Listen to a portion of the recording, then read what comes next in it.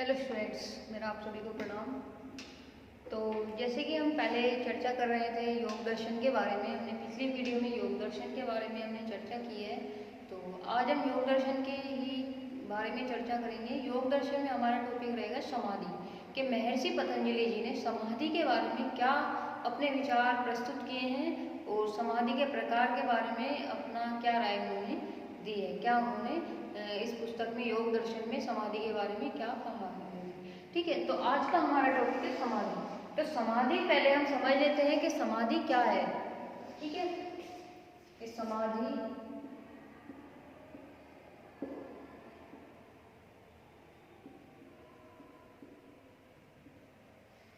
क्या है। तो समाधि के बारे में हम समझेंगे कि समाधि शब्द का अर्थ सम प्लस आदि।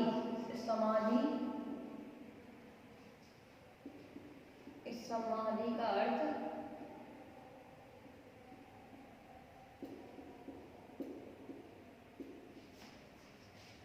सम प्लस आदि है। सम प्लस आदि है यानी जब चित्त पूरी तरह से आत्मा में समाहित हो जाता है। जब चित्त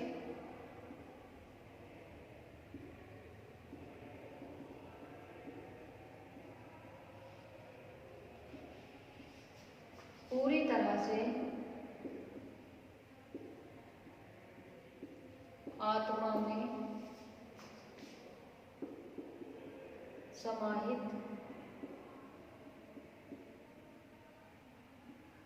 हो जाता है।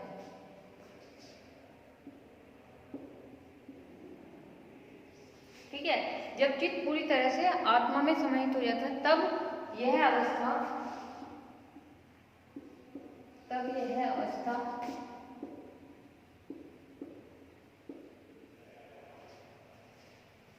समाधि कहलाती है।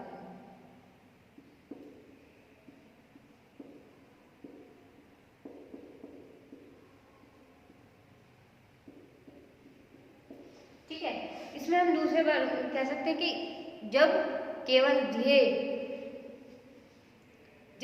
ध्येय का भान रहता है। मतलब एक तो कह सकते हैं कि जब चित्त पूरी तरह से आत्मा में समाहित हो जाता है तब यह अवस्था भी समाधि कहलाती है। और जब कहते हैं कि इसमें केवल ध्येय का ही भान रहता है, ध्येय ही ज्ञात रहता है, जब ध्याता और ध्यान का स्वरूप शून्य हो जाता है।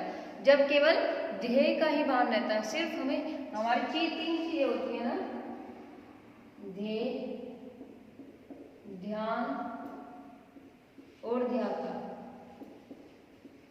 ठीक है, ध्येय, ध्यान और ध्याता। जब हमें ध्येय का ही भान रहता है, ध्यान और ध्याता का स्वरूप जो होता है हमारा, इनका शून्य हो जाता है।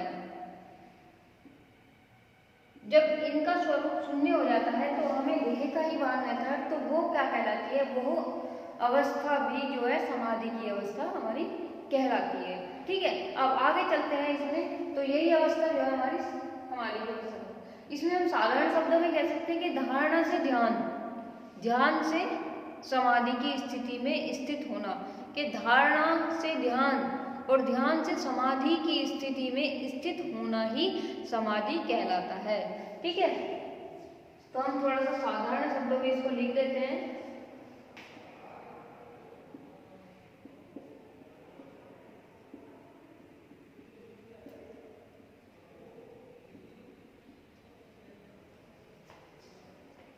साधारण शब्दों में लिखेंगे धारणा से ध्यान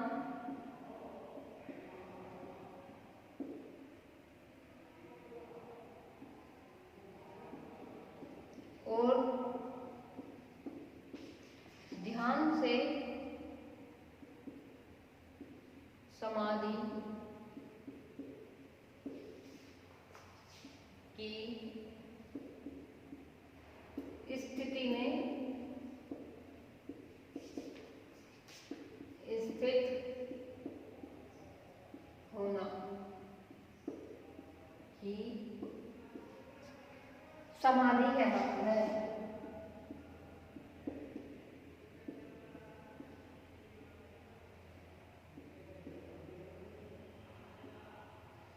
ठीक है, एक साधारण शब्द शब्दों में धारणा से ध्यान और ध्यान से समाधि की स्थिति में स्थित होना ही समाधि कहलाता है।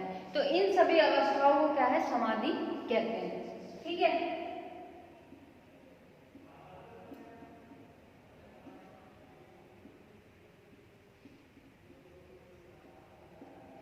समाधि कहते हैं। ठीक, कि जब चित्त पूरी तरह से आत्मा में समाहित हो जाता है तब यह अवस्था समाधि की कहलाती है। जब केवल ध्येय का ही भान रहता है, ध्येय ही हमें ज्ञात रहता है, तो और ध्यान और ध्याता का स्वरूप जो है वो शून्य हो जाता है, तो वो स्थिति भी हमारी समाधि की कहलाती है।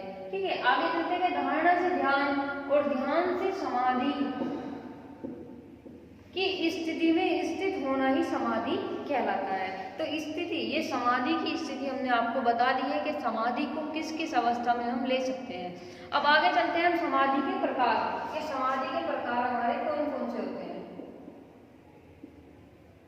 समाधि के प्रकार, ये समाधि के प्रकार, जो समाधि होती है हमारी दो प्रकार की होती है, एक संप्रज्ञात समाधि और एक असंप्रज्ञात समाधि। तो पहली है हमारी संप्रज्ञात समाधि, संप्रज्ञात समाधि। ठीक है, और दूसरी है हमारी असंप्रज्ञात समाधि।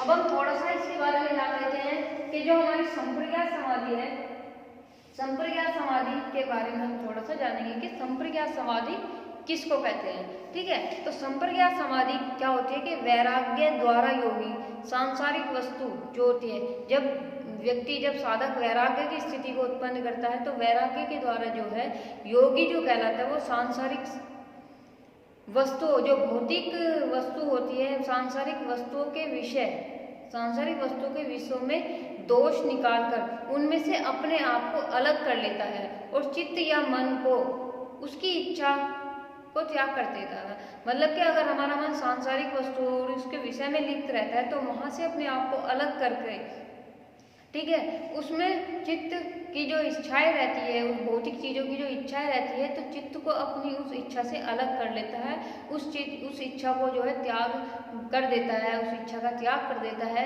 चित्त से। तो जिससे मन जो है एकाग्र की अवस्था में आ जाता है और समाधि को धारण करता है।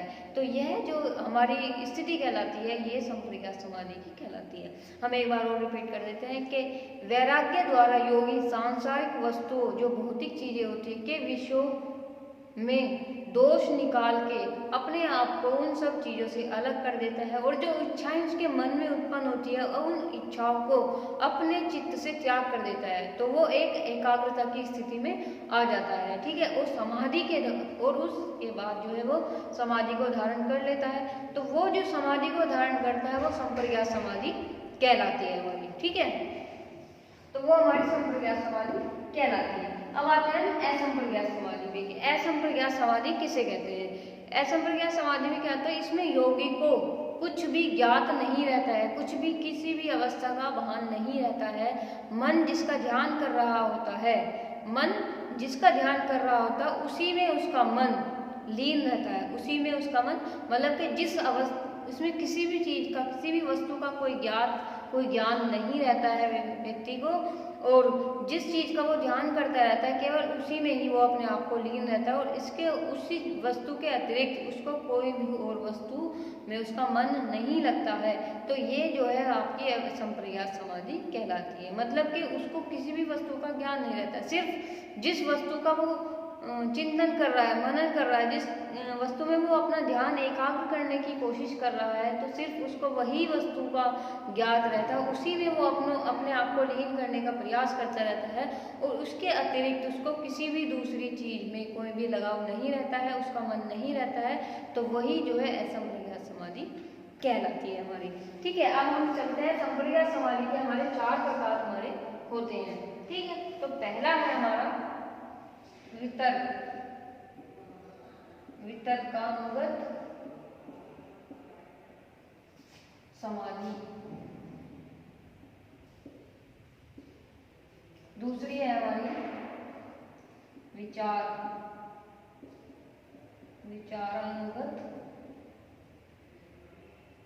समाधि। ठीक है, और तीसरी है हमारी अस्मिता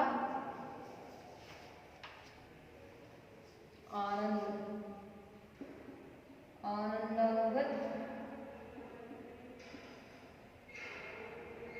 समाधि। ठीक है, चौथा है हमारा अस्मिता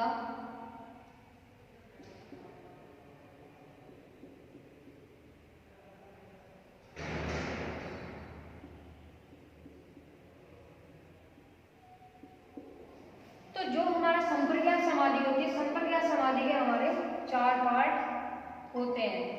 ठीक है, पहला है हमारा वितर्कानुगत समाधि, विचारानुगत समाधि, आनंदानुगत समाधि और अस्मितानुगत समाधि। ठीक है, तो ये 4 पार्ट हमारे संप्रज्ञात समाधि के बताए गए हैं। तो अब हम देखते हैं कि संप्रज्ञात समाधि के जो 4 पार्ट हैं, वितर्कानुगत समाधि, तो इनको क्या क्या बोला जाता है। ठीक है,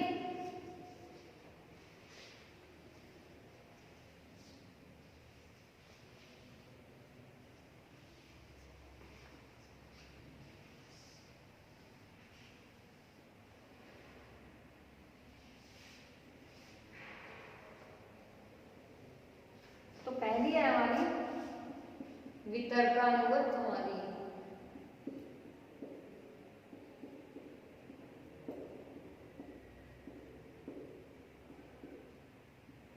वितर्कानुगत समाधि।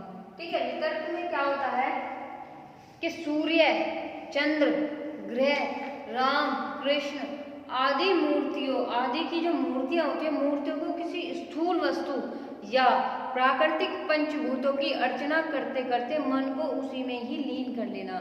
ठीक है, वितर्क का मतलब होता है किसी भी चीज पर अपने मन को एकाग्र कर लेना, किसी भी स्थूल वस्तु पे, या तो कोई चित्र भी हो सकता है, कोई मूर्ति हो सकती है, सूर्य हो सकता है, चंद्र हो सकते हैं, कोई भी ग्रह हो सकते हैं। ठीक है, राम जी की मूर्ति हो सकती है, कृष्ण जी की मूर्ति होती है, तो उनमें से वे जो स्थूल चित्र होते हैं, स्थूल वस्तु पर या प्राकृतिक जो पंचभूत होते हैं हमारे, ठीक है, आकाश, जल, अग्नि, वायु और आकाश, इनकी पूजा करते करते जो है मन में जो है ना, उसी में मन को जो है उसी में लीन कर लेना वितर्कानुगत समाधि कहलाती है। मतलब कि स्थूल वस्तु पर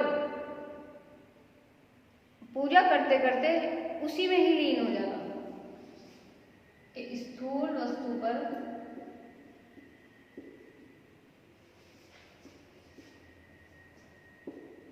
स्थूल वस्तु की पूजा अर्चना करते करते मन को उसी में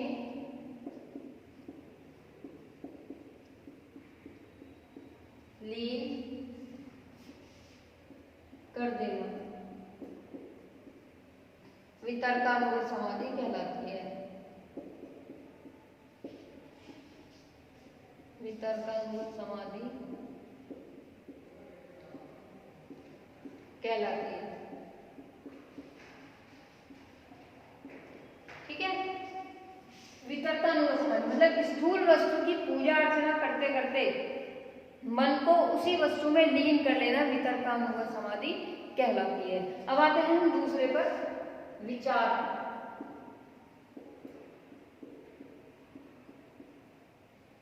विचारानुगत समाधि।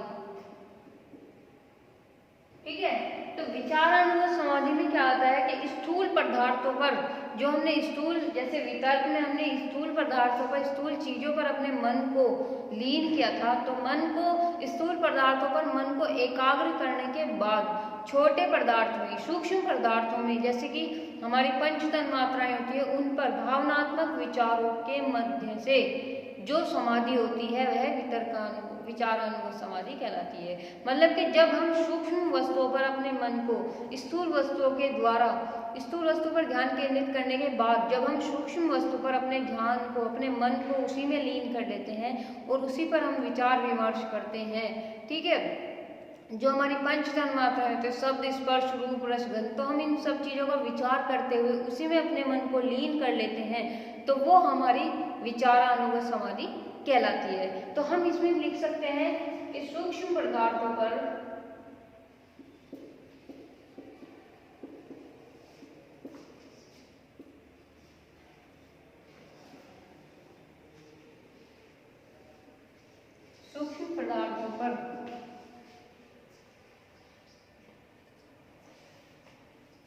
विचारों के मध्य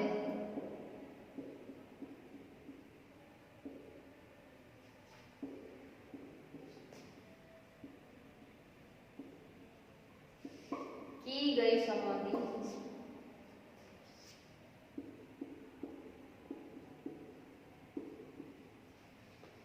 विचारानुगत समाधि कहलाती है।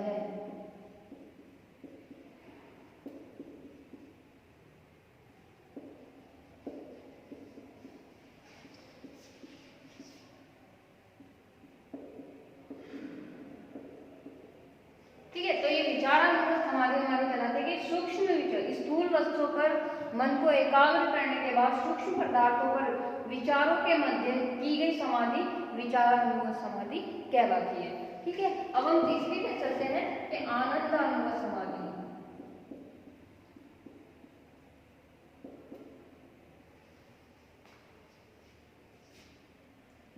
आनंदानुगत समाधि, आनंदानुगत समाधि में क्या होता है कि आनंदानुगत समाधि में विचार भी शून्य हो जाते हैं। इसमें विचार भी शून्य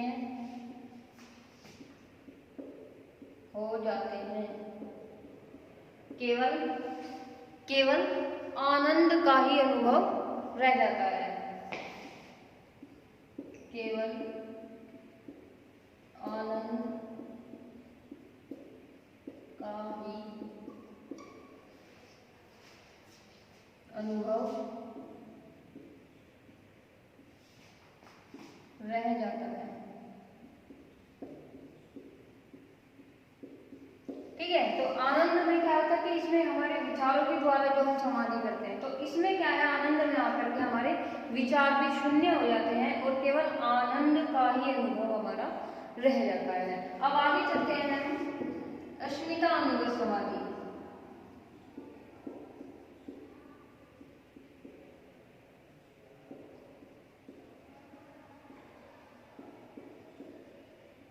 अस्मिता अनुगत समाधि में क्या होता है कि अस्मित मीन्स होता है अहंकार, अस्मित को अहंकार भी कहते हैं। तो इस प्रकार की समाधि में आनंद भी समाप्त हो जाता है, इसमें आनंद भी समाप्त हो जाता है और इसमें अपनेपन का ही जो है भावनाएं जो हमारे अंदर रहती है वही रह जाती है, इसमें सिर्फ अपनेपन की भावनाएं रह जाती हैं और सब भाव मिट जाते हैं। ठीक है, अस्मित मतलब अहंकार, अस्मित अहंकार, इसमें आनंद की भावना जो होती है हमारी वो भी मिट जाती है और सिर्फ अपनेपन की भावनाएं हमारी रह जाती हैं, बाकी के सब भाव मिट जाते हैं। इसे अस्मित समाधि कहते हैं। ठीक है, कि इसमें अहंकार की भावना रह जाती है, मतलब मैं की भावना,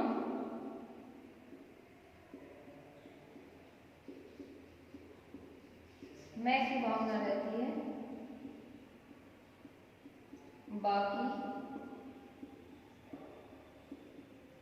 कोई भाव नहीं रहते। ठीक है, अस्मित अनुगत समाधि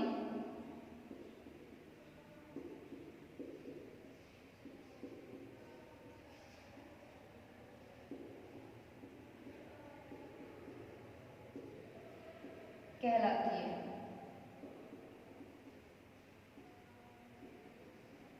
इसी को ही जो है, इसी समाधि को जो है महर्षि पतंजलि जी ने सबसे उच्च समाधि मानते हैं, मतलब कि महर्षि पतंजलि जी है इससे अस्मितानुगत समाधि को ही सबसे उच्च समाधि मानते हैं। तो आपका एक प्रश्न आ सकता है कि महर्षि पतंजलि जी किस समाधि को सबसे उच्च समाधि मानते हैं? तो वो समाधि होगी आपकी अस्मितानुगत समाधि। ठीक है, तो ये आपके संप्रज्ञात समाधि के जो पार्ट हैं, 4 ये संप्रज्ञात समाधि के पार्ट हैं। ठीक है, असंप्रज्ञात समाधि के बारे में हमने आपको बता दिया है कि इसमें क्या होता है कि इसमें व्यक्ति को कुछ भी भान नहीं रहता है, कि इसमें व्यक्ति को कुछ भी ज्ञात नहीं रहता है। मन जिसकी धारणा ध्यान कर रहा होता है, मन जिसका ध्यान कर रहा था उसी में अपने मन को लीन कर लेता है और इसके अतिरिक्त उसको कुछ भी दिखाई नहीं देता है, या उसमें किसी भी और वस्तु में उसका मन नहीं रहता है, तो वो आपकी जो है असंप्रज्ञात समाधि कहलाती है। तो ये आज हमारी समाधि का पार्ट था। थोड़ा सा समाधि के विषय में हमने आज चर्चा की थी। तो बाकी जो अगर आपको कोई भी इसमें कुछ लगता है तो आप हमें जरूर संपर्क कीजिएगा। अगर आपका कोई क्वेश्चंस है तो आप हमें कमेंट बॉक्स में कमेंट कर सकते हैं। ठीक है, आप हमारी वीडियो को लाइक कीजिए, शेयर कीजिए, कमेंट कीजिए और वीडियो को सब्सक्राइब करना ना भूलें। तो थैंक यू सो मच।